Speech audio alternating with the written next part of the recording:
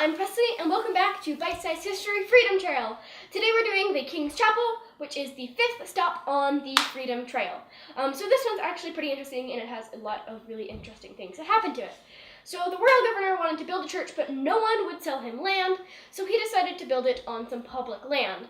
And that public land happened to be a burial ground. So actually, just like granary burial ground, which I talked about last time, the burial ground came first, and then the church was built near/on top of it, and then it looks like they were built at the same time, or like the church owned the burial ground, but they were actually historical burial grounds before the church was there, which is a really cool phenomena that I didn't really even know existed, but it's still really cool. And people say that it is the finest example of Gregorian church architecture in North America, which is absolutely crazy that I'm going to be seeing the finest example of Gregorian church architecture, because I've recently been getting really into architecture, and it really fascinates me. So to be able to see the finest example of a specific type is absolutely crazy. And the church's exterior columns appear to be made out of stone, but they're actually made out of painted wood, which is really cool. I always love it when one material looks exactly like the other one. I really want to see it and like touch it and see if it feels like stone or if it just looks like stone. Because it would be absolutely crazy if it was smooth like stone was and didn't have kind of the splintery texture that wood has normally.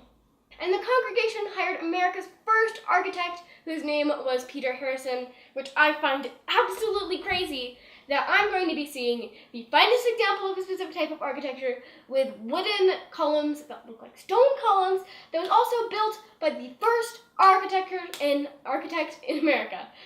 So crazy, such an amazing historical piece, and I'm so excited to see it. And it was originally a wood church before they built a stone church around it, and then they took the wood church out of the windows of the stone church, and they shipped it all the way to Nova Scotia, and then they built a different church there using the parts of the wooden church that was originally there, and that's just crazy.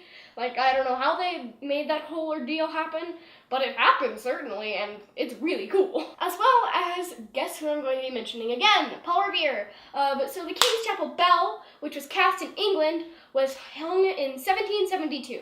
And in 1814 it cracked, and then it was recast by Paul Revere, and it was actually the last one cast by Paul Revere himself.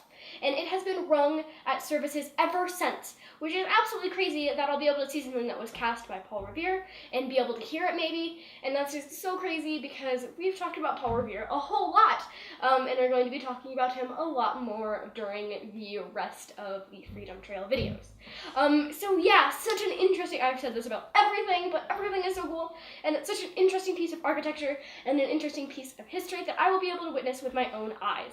So absolutely crazy, so excited to see all these different stops. But yeah, that's it for this video. Well, make sure to press that subscribe button if you want to see videos on the rest of the stops on the Freedom Trail. And until next time, bye!